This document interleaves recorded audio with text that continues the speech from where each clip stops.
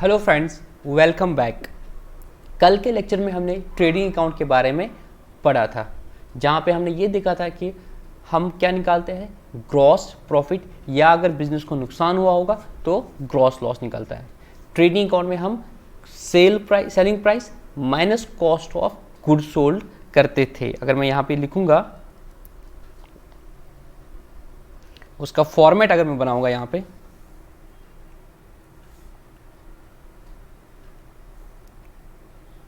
तो कुछ इस तरह से बनाते थे हम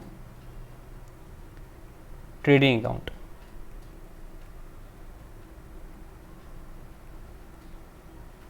यहाँ पे ओपनिंग स्टॉक लिखते थे, फिर परचेज लिखते थे, यहाँ पे सेल्स आता था और यहाँ पे क्लोजिंग स्टॉक। फिर बोलते थे opening stock plus purchases minus closing stock, वो मेरा होता था कॉस्ट ऑफ गुड्स सोल्ड। और सेल्स में से लेस करते थे तो मेरा आता था जीपी, मेरा आता था जीपी। इतना हमें कहाँ से पता चलता था?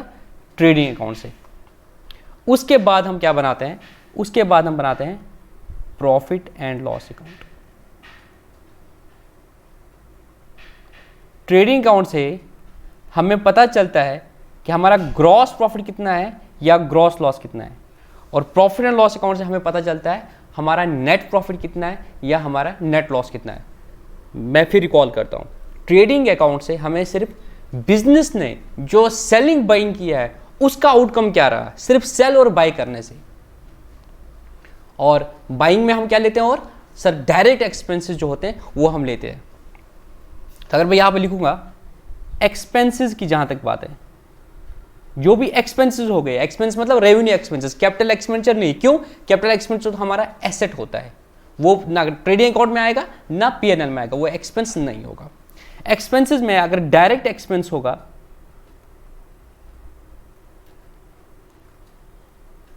या इनडायरेक्ट एक्सपेंस होगा। डायरेक्ट एक्सपेंस मतलब वो एक्सपेंसेस, अब कॉस्टिंग वाला मिक्स नहीं करना यहां पे। डायरेक्ट एक्सपेंस फिर कंफ्यूज हो जाओगे, हालांकि वो भी बिल्कुल सही है, बट फिलहाल उधर डेप्थ में नहीं जाना। डायरेक्ट एक्सपेंसेस मतलब वो सारे एक्सपेंसेस जो प्रोडक्ट में, उस प्रोडक्ट को एट्रीब्यूटेबल है या आप उस प्रोडक्ट के साथ लिंक कर सकते हो, उस प्रोडक्ट को सेलिंग कंडीशन में लाने के लिए जितने भी सारा खर्चे हो गए उसको बनेगा डायरेक्ट एक्सपेंस। और बाकी जो खर्चे हो गए जिनका प्रोडक्ट के साथ कोई लेना देना नहीं है उनको बोलते हैं इनडायरेक्ट एक्सपेंसेस। मैंने क्यों बोला था अभी कॉस्टिंग के साथ लिंक नहीं करता, क्योंकि वहां पे ओवरहेड वाला चक्कर आ जाता है। तो मैंने बोला फॉर द टाइमिंग उसको भूल जाओ, नॉर्मल ट्रेडिंग एंटरप्राइज की आप बात करोगे, ठीक है। तो जिसमें मैंने आपको एग्जाम्पल दिया था कल के लेक्चर में भी कि आप अगर रेडीमेड गारमेंट की शॉप है मेरी, ठीक है, तो उन कपड़ों को अपने होलसेलर से मेरी दुकान तक लाने में लिए वो जो होलसेलर को पैसे दिए वो प्लस जो मुझे किराया लगा, जो मुझे फ्रेट लगा उस पर, वो फ्रेट भी मेरा डायरेक्ट एक्सपेंस लगा, वो भी डायरेक्ट एक्सपेंस है मेरा, और वो जाएगा ट्रेडिंग अकाउंट में। ये मैं क्यों बोलता हूं, आपको क्वेश्चन आ सकता है एग्जाम में कि ये खर्चा ट्रेडिंग अकाउंट में जाएगा, ये खर्चा प्रॉफिट लॉस में जाएगा। तो कुछ चीजों में आपको फोकस करना पड़ता है। अगर आप वो प्रोडक्ट के साथ लिंक कर पा रहे हो कि हाँ इनको सेल करने के लिए ये चीजें खर्चे जरूरी है, तो वो बन जाएगा आपको डायरेक्ट एक्सपेंसेस। और प्रोडक्ट को सेलेबल कंडीशन के लिए जितना भी खर्चा लगेगा वो बनेगा डायरेक्ट एक्सपेंस, और वो जाएगा ट्रेडिंग अकाउंट में, नहीं तो वो फिर जाएगा प्रॉफिट लॉस अकाउंट में। अगर आपके पास ट्रायल बैलेंस दी है और आपको ट्रेडिंग अकाउंट और प्रॉफिट लॉस बनाना है, तो आप नए हो अकाउंटिंग में, तो आपको दिक्कत क्या हो सकती है कि सर इस खर्चों में ट्रेडिंग अकाउंट में लूं, इसको मैं प्रॉफिट लॉस में लूं, या इसको मैं बैलेंस शीट में लूं। तो इसमें सबसे पहले फोकस करना है आपको कि ये कैपिटल एक्सपेंडिचर है कि या रेवेन्यू एक्सपेंडिचर है, वो आपने ऑलरेडी देख लिया है। कैपिटल एक्सपेंडिचर जो है वो तो एज ए एसेट होता है, वो तो बैलेंस शीट में जाता है।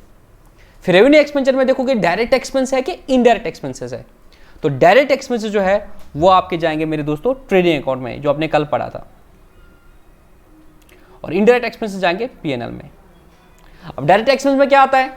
सर आपका फ्रेट आता है, फ्रेट इनवर्ड्स। फ्रेट भी दो तरह का होता है, वो फ्रेट जो आप पे करो अपने माल को जिससे आपने परचेज किया अपने दुकान तक लाने के लिए, और दूसरा फ्रेट आप दे सकते हो कब? अगर आपने गुड्स बेचे और आपका कस्टमर बोला नहीं मेरे दुकान तक पहुंचा दो, तो वहां अगर आपने फ्रेट दिया वो फ्रेट आउटवर्ड होता है, उसको प्रोडक्ट की सेल कंडीशन के साथ कोई लिंक नहीं है, प्रोडक्ट उसके बगैर भी आपकी दुकान पे बिक जाता। तो सेल करने के बाद जो आप फ्रेट दे रहे हो वो आपका इनडायरेक्ट एक्सपेंस होता है। तो फ्रेट इनवर्ड जो होगा आपका मेरे दोस्तों, फ्रेट इनवर्ड जो होगा आपका वो आपका डायरेक्ट एक्सपेंस है। और उसी जगह अगर फ्रेट आउटवर्ड होगा या कैरेज आउटवर्ड होगा वो आपका इनडायरेक्ट एक्सपेंस है, वो आपका पीएनएल में जाएगा। और भी कुछ चीजें हैं मैं उनको डिस्कस करूंगा, जैसे वेज है। कभी कभी आप वेज एंड सैलरीज देखोगे और कहीं कहीं आप सैलरीज एंड वेजेस देखोगे। तो ये जो वेजेस एंड सैलरीज, अगर वेजेस पहले आ गया, वेजेस होता है जो आप अपने मजदूरों को पैसा देते हो। तो नॉर्मली आप इधर याद रख लेना कि जब आपके गाड़ी पहुंच गई, फिर अनलोडिंग करने के लिए, अगर ट्रेडिंग कंसर्न की बात करूंगा तो उनको अनलोड करके माल अंदर लाना है, तो वहां जो आप मजदूरों को पैसा देते हो वो वेज होता है। और सैलरी जो आपके एम्प्लॉयज होती हैं वो उनकी सैलरीज होती है। तो एम्प्लॉयज का कोई लिंक नहीं होता प्रोडक्ट के साथ, बट वो जो वेज देती है उस माल को डायरेक्टली गोदाम तक पहुंचाने के लिए, वो आपका डायरेक्ट एक्सपेंस है, वो ट्रेडिंग अकाउंट में जाएगा। और जो एम्प्लॉयज की आपकी सैलरी है वो पीएनएल में। तो अगर वेज एंड सैलरीज आपको दिखेगा तो वो ट्रेडिंग अकाउंट में जाएगा, और अगर सैलरीज एंड वेजेस आपको दिखेगा तो आपका पीएनएल में आएगा। अभी हम ट्रेडिंग कंसर्न की बात करते हैं, फिर मैन्युफैक्चरिंग कंसर्न की बातें आ जाएंगी। Financial statements of manufacturing and enterprise जब हम बनाएंगे, मतलब मैन्युफैक्चरिंग एंटरप्राइज जो प्रोडक्शन खुद करते हैं। जैसे एक चीज है कि मैं ट्रेड करता हूँ रेडीमेड गारमेंट्स में, मैं बाइंग सेलिंग करता हूँ। दूसरा होता है कि मैं मैन्युफैक्चरिंग भी खुद करता हूँ, तब मैन्युफैक्चरिंग अकाउंट बनता है। तो वो हम लास्ट में करेंगे, वो भी हमें कवर करना है। अभी हम financial statements of non manufacturing enterprise कर रहे हैं। तो यहाँ पे वेजेस एंड सैलरीज होगा तो वो डायरेक्ट एक्सपेंस जाएगा, और सैलरीज एंड वेज होगा तो वो इनडायरेक्ट एक्सपेंसेस पीएनएल में जाएगा। ठीक है, फिर हम प्रॉफिट लॉस बनाते हैं। तो यहां से हमें क्या मिल गया, ट्रेडिंग अकाउंट में आपका जीपी आया। इस जीपी को आप ट्रेडिंग अकाउंट से ट्रांसफर करते हो प्रॉफिट एंड लॉस में।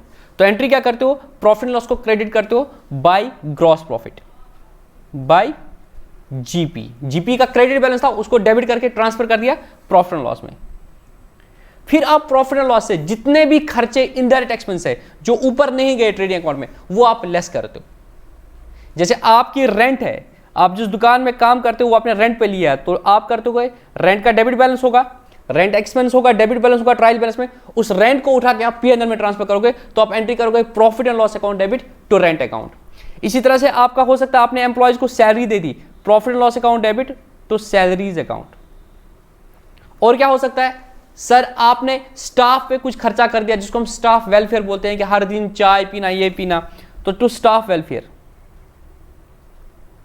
और क्या खर्चा हो सकता है, सर आपने टेलीफोन का जो बिजनेस के लिए टेलीफोन था उसकी बिल भर दी। इवन जो सोल प्रोप्राइटर है वो भी अगर बिजनेस, मतलब उसका भी मोबाइल है, वो नॉर्मली हम बोलते हैं बिजनेस के लिए यूज करता है, फोन वोन जो भी करना होता है, क्योंकि उसका सारा जिंदगी जो है वो बिजनेस के अराउंड ही चलता है, तो उसकी मोबाइल बिल भी नॉर्मली हम बिजनेस का खर्चा मानते हैं। ठीक है ना, बट अगर वो पर्सनल यूज के लिए करता है तो नहीं होता, बट नॉर्मली हम मानते हैं और अपना टैक्स बचाने के लिए इसको बिजनेस का खर्चा मान लेते हैं।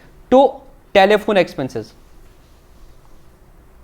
अब सोल प्रॉपर्टर को टैक्स बचाने के लिए कुछ भी करता है, दोस्तों को पार्टी करा देगा, उसका जो बिल है मौजूद रखता है और बोलता है कि ये तो हमें बिजनेस का एक्सपेंडिचर कर दिया, क्योंकि जितना भी ये खर्चा होता है वो लेस करके फिर उसकी इनकम जो होगी वो उसके हेड में टैक्सेबल हो जाती है। तो सारे खर्चे बिजनेस में डाल देता है। बट हमने अकाउंटिंग के हिसाब से ख्याल रखना है, सिर्फ वो खर्चे इसमें जाएंगे जो बिजनेस के होंगे। ठीक है, अकाउंटिंग अलग है, टैक्स पॉइंट ऑफ व्यू से बैलेंस शीट बनाना अलग पॉइंट पे। ठीक है, तो टेलीफोन। उसके बाद सर हो सकता है कि बिजनेस ने कोई लोन लिया, उस पर इंटरेस्ट पे किया हो। अगर बैलेंस, अब हमारा ट्रायल बैलेंस में इंटरेस्ट का डेबिट बैलेंस है, तो उस इंटरेस्ट को कहां पे ट्रांसफर करेंगे, पीएनएल में करेंगे टू इंटरेस्ट।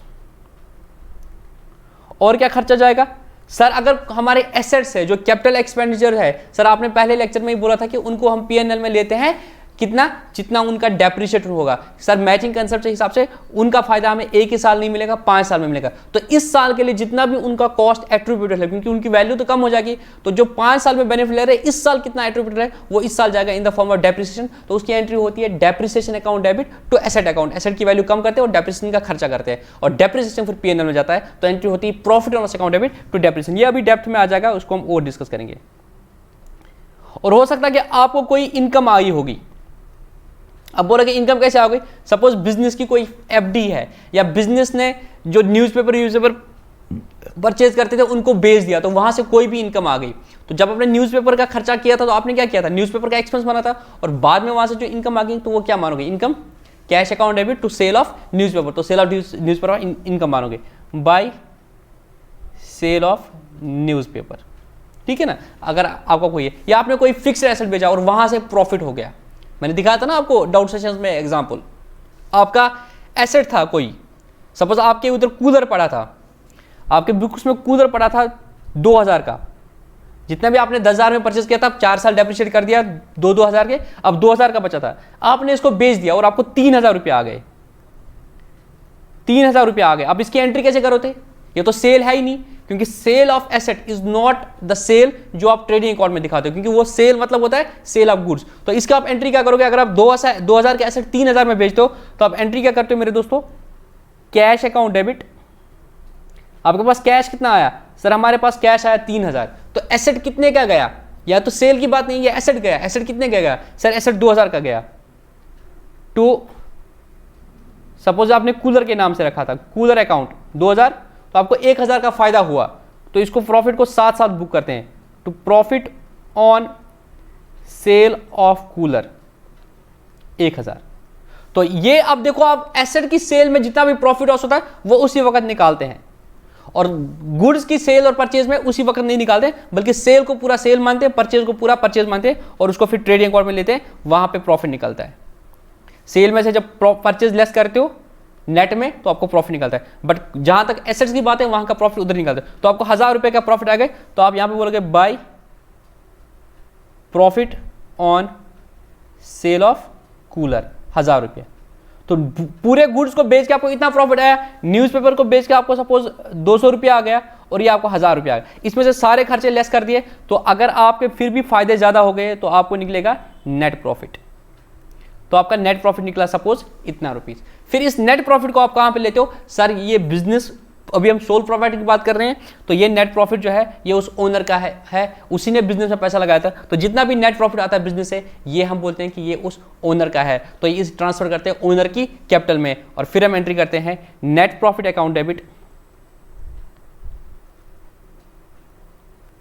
टू, अगर ये ए है बिजनेसमैन, इज कैपिटल अकाउंट, तो उसकी कैपिटल अकाउंट में ट्रांसफर करते हैं। और अगर पार्टनरशिप है तो पार्टनरशिप बिजनेस का इतना प्रॉफिट आएगा, ये डिस्ट्रीब्यूट हो जाएगा जो भी पार्टनर्स है ए बी सी, और फिर इसको ट्रांसफर करते हैं प्रॉफिट लॉस प्रोपोर्शन अकाउंट में, और जो पार्टनरशिप की एंट्रीज होती है वो करते हैं। ठीक है, वो आपने ऑलरेडी पढ़ा होगा। ठीक है दोस्तों, इस तरीके से हम प्रॉफिट लॉस अकाउंट बनाते हैं। अब कुछ चीजें हैं जिनमें बच्चों को कंफ्यूजन होती है, सर ये कहां जाएगा, तो उन चीजों को मैं डिस्कस करूंगा, और प्रॉफिट लॉस के फॉर्मेट जो ऐसा होता है, बट कुछ और चीजें इसमें होती है वो मैं आपको बताता हूं। ठीक है, और फिर हम 1-2 क्वेश्चन करेंगे प्रॉफिट लॉस के, और हमारा ये चैप्टर कंप्लीट हो जाएगा, except for the adjustment entries जो मैं आपको कल के लेक्चर में बताता हूं। ठीक है,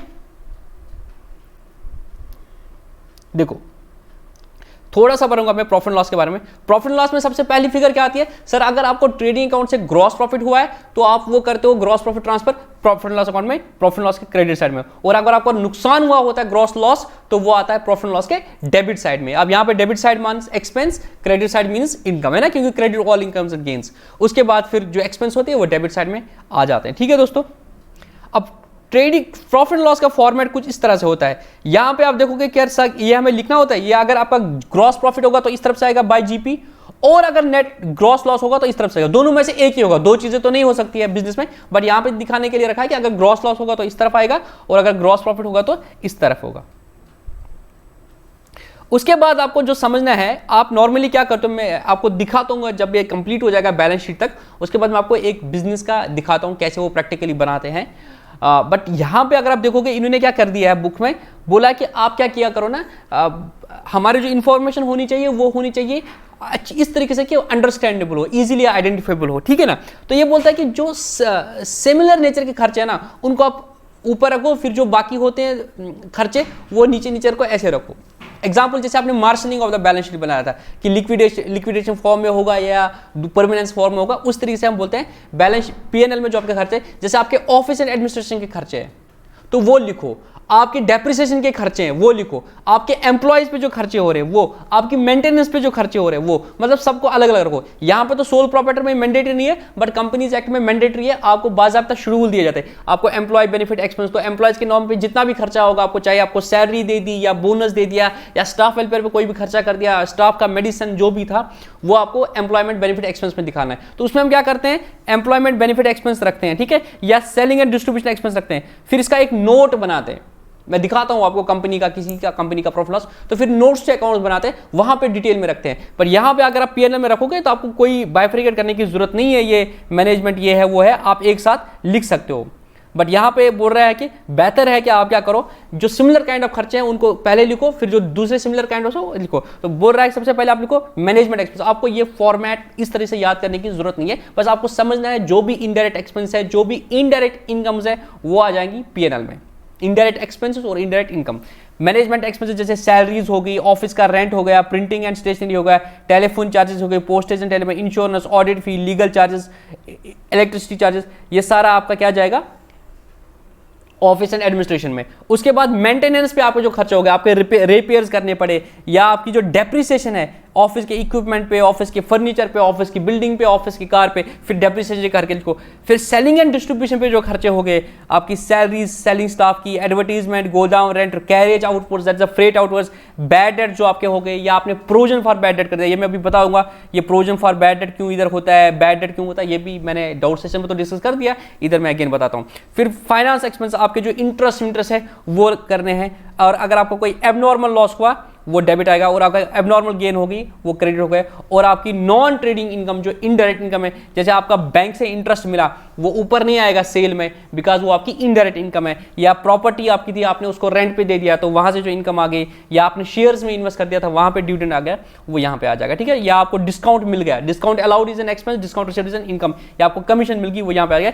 इस तरीके से आपका फिर नेट प्रॉफिट आएगा, to net profit transfer to capital account. ये इसका फॉर्मेट है, बहुत आसान है, कुछ मुश्किल नहीं है इसमें। कुछ चीजें हैं प्रोविजन फॉर बैड डेट जैसे जहां पे बच्चों को डाउट होता है, ये मैं कल एडजस्टमेंट एंट्रीज में बोलता हूं, और अगर आज कोई रिलेवेंट पॉइंट आएगा तो आज ही कवर कर लेते हैं। अब देखो कुछ चीजें हैं जहां पे बच्चों को दिक्कत होती है कि इनका क्या ट्रीटमेंट होना चाहिए, इस पे भी आपको क्वेश्चन आ सकता है। सबसे पहली चीज हम डिस्कस करेंगे, अभी हम सोल प्रोप्राइटर की बात कर रहे हैं। मुझे बता दो अगर दोस्तों मेरे ड्राइंग है तो ड्राइंग को क्या करेंगे। सर हमने बोला है बिजनेस एंटिटी कंसर्न, बिजनेस अलग है, बिजनेसमैन अलग है। बिजनेसमैन जो पैसा लाता है बिजनेस में, हम उसको बोलते हैं ये ओनर ने हमें पैसा दिया, वो हम रिप्रेजेंट करते हैं उसकी कैपिटल से। तो हम एंट्री करते हैं कैश अकाउंट डेबिट या bank account debit to capital account, तो हम इसकी कैपिटल मानते हैं। तो अगर ये पैसा निकालेगा तो हम क्या बोलेंगे, इसने कैपिटल निकाल दी अपनी, तो उसको हम पहले बोलते हैं ड्राइंग। क्या बोलते हैं, ड्राइंग। तो हम जब जब वो कैश पैसा निकालेगा हम बोलते हैं drawing account debit to cash, drawing account debit to cash. और बाद में क्या करते हैं, इस ड्राइंग को ट्रांसफर करते हैं कैपिटल अकाउंट में। यहां ही मेरा इश्यू होता है, बच्चे बोलते हैं कि सर बिजनेस ने चैरिटी दे दी, बिजनेस ने चैरिटी दे दी 1000 रुपए की। दुकानदार है, ये बैठा है काउंटर पे, वहां से आया एक गरीब, मुझे कुछ दे दो, इसने 1000 रुपया दे दिया कैश काउंटर से। इसने कैश काउंटर ऐसे खोला, 1000 रुपया निकाला, उसको दे दिया। इसको लगा कि मैंने बहुत अच्छा काम, डेफिनेटली बहुत अच्छा काम किया। अब ये बोलता है मैं इसको बिजनेस का खर्चा मानूंगा। तो accountant being, you being the accountant, आप उसको बोलोगे सर सवाब नीयत जो भी है वो अपनी जगह, बट हम आपको सॉरी बिजनेस के खर्चे को, इस खर्चे से इसको लेस करने नहीं देंगे, बिजनेस चैरिटी करने नहीं गई है। हम बोलेंगे सवाब आपको मिलेगा, तो ये हम बोलेंगे कि ये आपने अपने पैसे से दे दिया, ये आपका पर्सनल एक्सपेंस है। बिजनेस का काम नहीं है कि वो चैरिटी करे। तो सर हम ये आपकी ड्राइंग मानेंगे।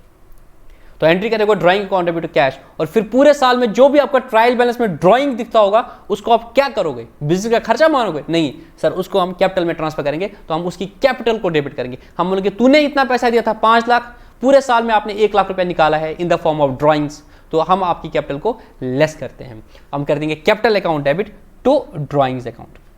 Eight the end of the year हमें एंट्री करेंगे।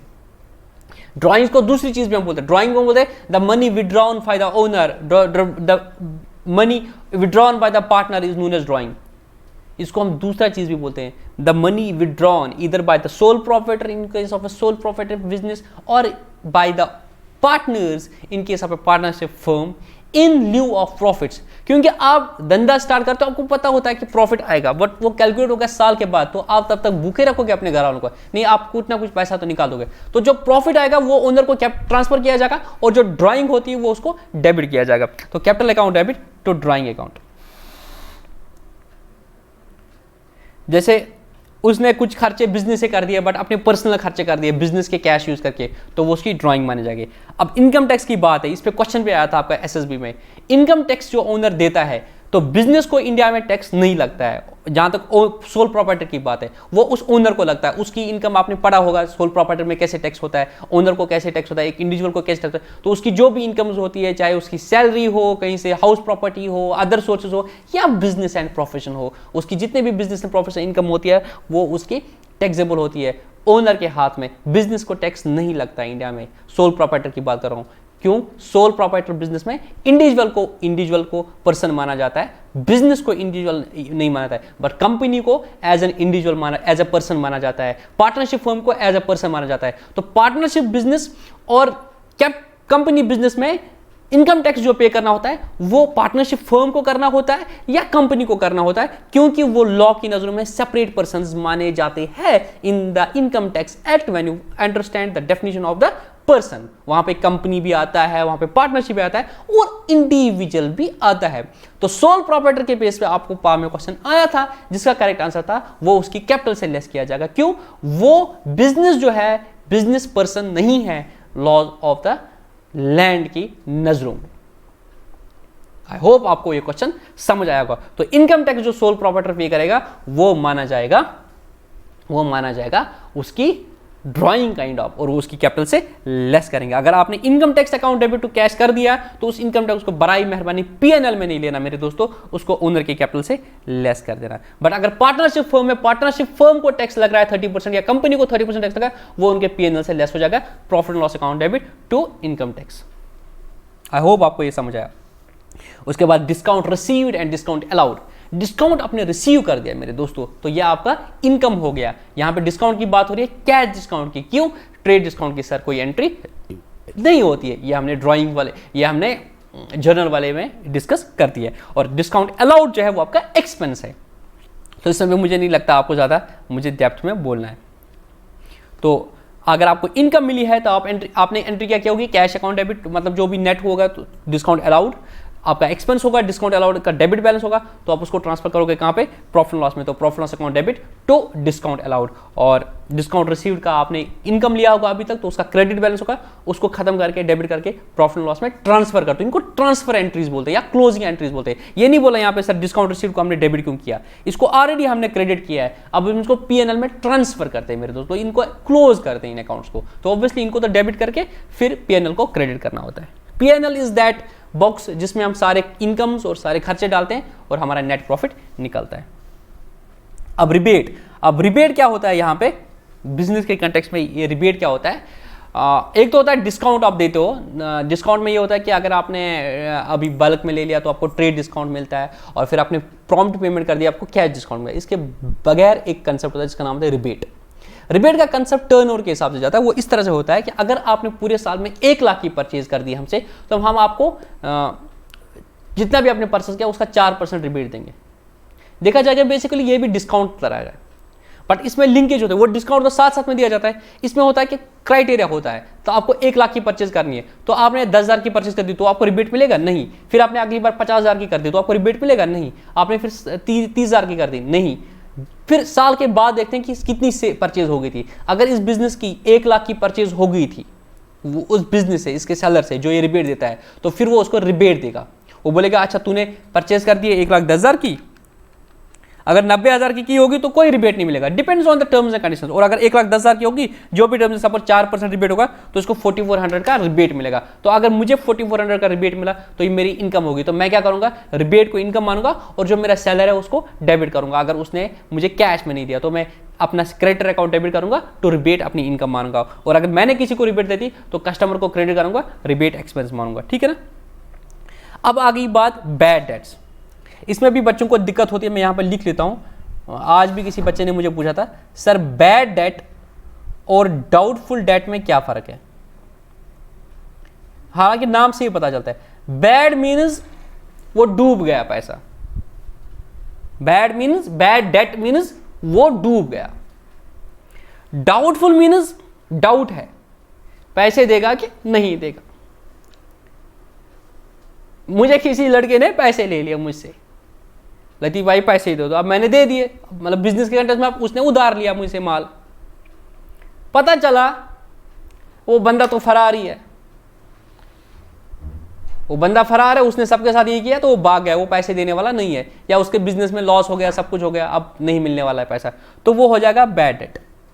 बट अगर पैसा दे, मतलब ठीक है, किसी का देता है पैसा, किसी का नहीं दे रहा पैसा, तो आपको फील आ रहा है शायद दे भी सकता नहीं भी दे सकता, तब ये डाउटफुल बनता है। बैड डेट जो होगा, आपका जो बैड हो गया डेट, उसकी आप अकाउंटिंग एंट्री कर लेते हो। बैड डेट, उसको पता है कि ये तो पैसा नहीं देगा, तो उसमें आप क्या करते हो, आप अपना एक्सपेंस बुक करते हो, आपका डेटर पड़ा होता है, आपका एक डेटर होता है 10,000 रुपये का, सपोज ये मेरा डेटर है, इससे मुझे 10,000 रुपये लेना है। अब पता चला भाई ये पैसे तो नहीं देगा, तो मैंने फालतू में ये डेटर क्या रखा है, एसेट, जिसका डेबिट बैलेंस है, डेटर का डेबिट बैलेंस होगा 10,000, ये फालतू में एसेट क्यों रखा है तुमने, तो इसको ठीक करो, ये अपना एक्सपेंस बुक करो, कंजर्वेटिज्म कंसेप्ट फॉलो करो, anticipate no profits provide for all losses, so you have to write it off. तो हम बोलते हैं भाई इससे पैसा नहीं मिलेगा, तो आप इसको क्रेडिट करेंगे टू डेटर, इसको मुझे राइट ऑफ करना है, इसको मुझे खत्म करना है, तो 10,000 से क्रेडिट करूंगा और अपना लॉस बुक करूंगा bad debt, bad debt account debit 10,000 to debtor account 10,000, तो ये मेरा लॉस हो गया, खत्म हो गया मसला। तो अब मेरे बुक्स में ये डेटर नहीं रहेगा, जो भी ये बंदे का नाम होगा। दूसरी चीज होती है डाउटफुल डेट। बैड डेट को हम सीधे राइट ऑफ करते हैं, डाउटफुल डेट्स की हम प्रोविजनिंग करते हैं। अभी तो मुझे नहीं पता है कि ये पैसे देगा कि नहीं देगा, बट डाउटफुल ही लग रहा है, तो मैं इसके अकाउंट को क्यों खत्म करूंगा। अगर मैं इसके अकाउंट को खत्म करूंगा फिर ये मेरी बुक्स में एज ए डेटर ही नहीं रहेगा, तो फिर मैं भूल भी जाऊंगा कि मुझे किसी से पैसे लेने, तो मैं इसको एज ए डेटर खत्म नहीं करता हूं मैं, बल्कि मुझे लगता है कि ये डाउटफुल डेट है, मैं प्रोविजनिंग करता हूं। तो उस वक्त मैं एंट्री क्या करता हूं, उस वक्त मैं एंट्री करता हूं profit and loss account debit, suppose मैं 5,000 की प्रोविजनिंग करूंगा, टू प्रोविजन फॉर, चाहे आप बैड डेट्स बोलो इसको फिर, या प्रोविजन फॉर डाउटफुल डेट्स, यहां पर सेम मतलब है कि आपने राइट ऑफ तो नहीं किया है, तो आप प्रोविजन फॉर बैड डेट्स बोलो या प्रोविजन फॉर डाउटफुल डेट्स बोलो। बैड डेट्स में भी कभी कभी आप क्या करते हो, राइट ऑफ नहीं करते हो, अगर बैड डेट हो गया फिर भी रख लेते हो, बट अगर आपको लगता है कि आप जो बिल्कुल पैसा नहीं आने वाला है तो आप उसको राइट ऑफ करते हो, तब बोलते हो bad debts written off. Otherwise आप क्या करते हो, प्रोविजनिंग करते हो, तो प्रॉफिट एंड लॉस को डेबिट करते हो और प्रोविजन को क्रेडिट करते हो। अगर आपने ये एंट्री करती प्रॉफिट एंड लॉस को debit to provision for bad debts, क्या आपको लगता है बैड डेट्स होंगे कल को या डाउटफुल डेट्स है अभी, तो उनके लिए आपने प्रोविजनिंग कर दी। बाद में जब वो बैड डेट हो जाएगा, सपोज में बाद में बैड डेट हो जाएगा 5,000 का, तो तब आप पीएनएल में खर्चा नहीं लोगे बैड डेट अकाउंट, ये जो आपका फिर बैड डेट करोगे बैड डेट टू डेटर, फिर ये अगेन पीएनएल में नहीं लोगे, क्यों, आपने प्रोविजनिंग ऑलरेडी करके रखी है। फिर आप बैड डेट को किसके साथ नॉक ऑफ करोगे, प्रोविजन के साथ। प्रोविजन का आपका क्रेडिट बैलेंस रहेगा, प्रोविजन का आपका क्रेडिट बैलेंस होगा आपकी बैलेंस शीट में। तो आप फिर बाद में जब बैड डेट हो गया तब आप एंट्री करोगे provision for bad debt account debit,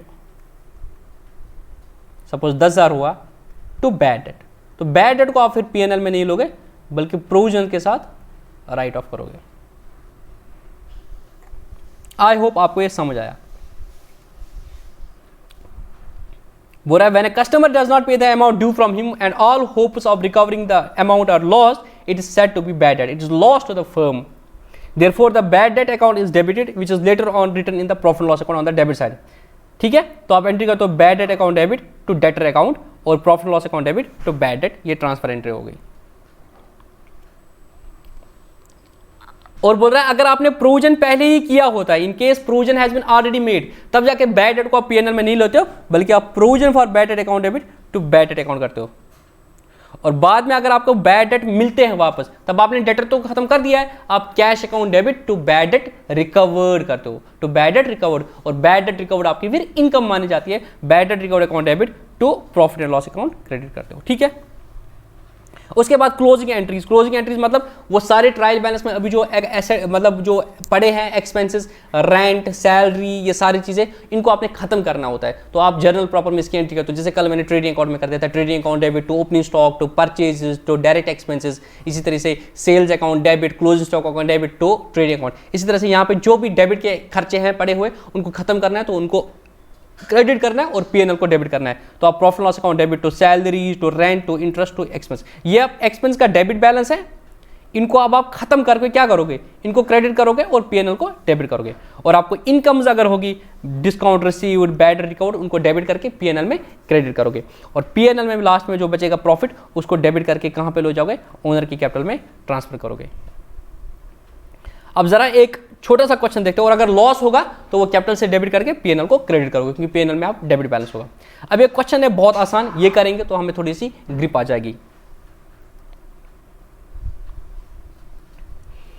revenue, expenses and gross profit balances of ABC traders, ये एबीसी ट्रेडर्स है, for the year ended 31st March were as follows. You are required to prepare profit and loss for the year ended 30, show necessary closing entries in the journal proper. आपको profit loss account भी बनाना है और journal proper में entries भी करनी होती है, ठीक है ना। वो जो आप करोगे सैलरी अकाउंट में डेबिट बैलेंस है, उसको उठा के पीएनएल में ले जाओगे, तभी तो यहाँ पे एंट्री हो जाएगी पीएनएल में, तो उसके पीछे जर्नल प्रॉपर में एंट्रीज होती है। पहले मैं प्रॉफिट लॉस अकाउंट बताऊँ, मेरा ग्रॉस प्रॉफिट कितना है मेरे दोस्तों, सर मेरा ग्रॉस प्रॉफिट है 4,20,000, तो मैं यहाँ पे प्रॉफिट लॉस अकाउंट बनाता हूँ मेरे दोस्तों। कुछ तो मेरी हैंड राइटिंग खराब है और कुछ मेरे बोर्ड का इशू है, क्योंकि जिस तरीके से मैं लैपटॉप को बहुत अच्छे तरीके से रखता, वहाँ से दिक्कत हो कि मेरा लैपटॉप फ्रीज होता। आपने कुछ वीडियोस में नोटिस किया होगा कि मेरा वीडियोस पार्ट में आ जाता है, रीज़न ये होता है कि मेरा लैपटॉप फ्रीज होता है। तो मैं इस लैपटॉप को ना उस सही डायरेक्शन में नहीं रख पा रहा हूँ, तो कुछ उससे भी गंदी हैंड राइटिंग होती है, और कुछ तो मेरी है ही गंदी हैंड राइटिंग। तो मैं लिखूँगा profit and loss account of ABC traders, ठीक है, फॉर द ईयर एंडेड। मैं आपको लास्ट में प्रैक्टिकल बिजनेस का भी दिखाता हूं, 31 मार्च 2020। अब देखो क्या क्या बोलता है, सर बोलता है कि ग्रॉस प्रॉफिट 4,20,000 है, तो 4,20,000 का ग्रॉस प्रॉफिट है ट्रेडिंग अकाउंट में, तो एंट्री क्या करोगे, gross profit account debit to PNL account, तो पीएनएल में ट्रांसफर करोगे, तो पीएनएल अकाउंट क्रेडिट हो जाएगा बाय जीपी। आप इसको समझ लो, क्रेडिट और डेबिट को यहां पे इनकम्स के लिए आप क्रेडिट प्लस समझ लो, डेबिट माइनस समझ लो, बट मैं इनकम एंड एक्सपेंस के लिए बात करता हूं, बाकियों के नहीं बोला क्रेडिट प्लस होता है ये माइनस होता है। इनकम एंड एक्सपेंस में क्रेडिट प्लस, जब बढ़ता है तो प्लस करते हो और जब लेस होता है तो माइनस करते हैं। अब आपको बोलो कि आपको 4,20,000 का फायदा हुआ है अभी तक ग्रॉस प्रॉफिट, इसमें से आप बाकी इंडायरेक्ट खर्चे लेस करोगे, तो यहां तक आपने 4,20,000 रुपया कमाया, इसमें से बाकी इंडायरेक्ट खर्चे लेस करोगे तो आपको निकलेगा नेट में आपने कितना कमाया, सिंपल सी बात है। अब क्या हो गया है, आपने सैलरी दे दी है 1,10,000, तो सैलरी आपका एक्सपेंस है, तो मैं करूंगा टू सैलरीज, तो 4,20 में से मैं 1,10,000 रुपया लेस करूंगा, तला मैं को कम हो 4,20 में से 1,10,000 लेस करूंगा, तो मैं बोलूंगा 3,10,000 तक अभी तो कमाया है। अब आगे देखते हैं डिस्काउंट क्रेडिट। अब क्रेडिट डिस्काउंट में है, मतलब ट्रायल बैलेंस में जो डिस्काउंट है वो क्रेडिट साइड आ रहा है। तो अगर किसी चीज को क्रेडिट बैलेंस है, इट मीन ये आपकी इनकम होगी, आपको इनकम मिला है, आपने creditor account debit to discount receive कर दिया है, तो ये आपको इनकम मिली है, तभी इसका क्रेडिट बैलेंस है। तो इनकम को आप प्रॉफिट लॉस में किस साइड लोगे, सर इनकम को हम प्रॉफिट लॉस में क्रेडिट साइड लेंगे, क्यों, अब आप एंट्री करेंगे discount received account debit to profit and loss account, discount received account debit to profit and loss account. अगर आपने एक लेक्चर नहीं देखना है, प्लीज देखा है अभी तक, तो वो लेक्चर जरूर देखना, मेरे प्ले लिस्ट में जाना, फाके न्यू प्ले लिस्ट में या फाउंडेशन में भी, उधर एक लेक्चर है learn accounting in one lecture, ये बहुत इंपॉर्टेंट लेक्चर है, इसमें मैंने सारा समझा दिया आपको। डिस्काउंट रिसीव्ड अकाउंट आप देखोगे वहां पे मैंने फिर ट्रांसफर कर दिया है, तो यहां पे आप क्या करेंगे, discount received account debit to PNL account, तो बाय डिस्काउंट रिसीव्ड, कितना था डिस्काउंट, सर डिस्काउंट आपको मिला था 18,000 का। उसके बाद सर आपको डिस्काउंट दिया है किसी को, आपने डिस्काउंट का डेबिट बैलेंस है 19,000, तो ये आपका एक्सपेंस होगा, तो PNL account debit to discount allowed 19,000। उसके बाद आपके बैड डेट्स हो गए, तो बैड डेट्स अगेन आपके एक्सपेंसेस है, टू बैड डेट्स कितने 17,000। उसके बाद सर आपके जो एसेट्स है उन पे जो डेप्रिसिएशन लगी है अभी तक वो 65,000 है, तो डेप्रिसिएशन का खर्चा जो पीएनएल में जाएगा 65,000 जाएगा टू डेप्रिसिएशन 65,000। उसके बाद आपने लीगल फी पे कर दिया, लीगल चार्जेस आपके लगे, तो इसका प्रोडक्ट साथ कोई लेने देना होते हैं, तो अगेन ये इनडायरेक्ट एक्सपेंस है। लीगल फी आपने 25,000 दे दिया, कंसल्टेंसी फी आपने 32,000 दे दी, ये भी इनडायरेक्ट एक्सपेंस है। ऑडिट फी आपको 1,000 रुपये देनी पड़ी मुझे, वो भी आपका इनडायरेक्ट एक्सपेंस है, ठीक है। तो मैं लिखूंगा to legal charges, to consultancy fee, to audit fee. कितना है मेरे दोस्तों 25,000, 32,000, 1,000, 25,000, 32,000 और 1,000। उसके बाद सर इलेक्ट्रिसिटी पे आपको 17,000 लगे हैं, टेलीफोन पोस्टेज टेलीग्राम पे आपको 12,000 लगे हैं, स्टेशनरी पे आपका 27,000 खर्चा हुआ और इंटरेस्ट आपने 70,000 का पे किया, और ये सारा आपका एक्सपेंस है। जब कुछ नहीं लिखा होता है इनके बारे में, इलेक्ट्रिसिटी और सबके बारे में, इट मींस हमने इलेक्ट्रिसिटी एक्सपेंस पे किया हुआ। इलेक्ट्रिसिटी इनकम थोड़ी आएगी हमें, इलेक्ट्रिसिटी है, पोस्टेज एक्सेट्रा है, टू इंटरेस्ट है जो आपने दे दिया, और स्टेशनरी है।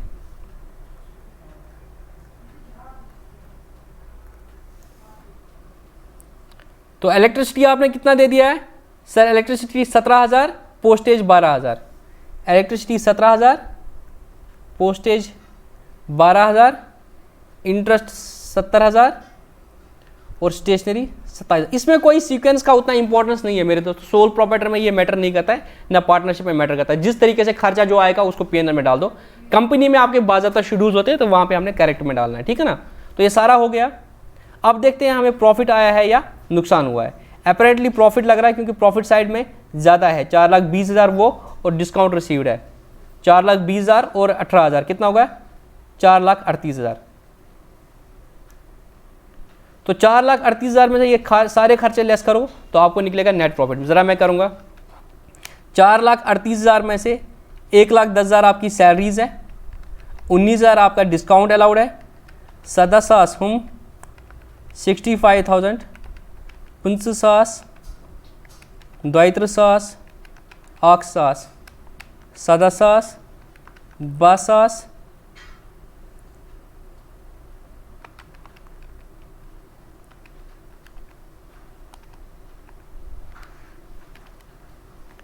7,000 तो 27,000।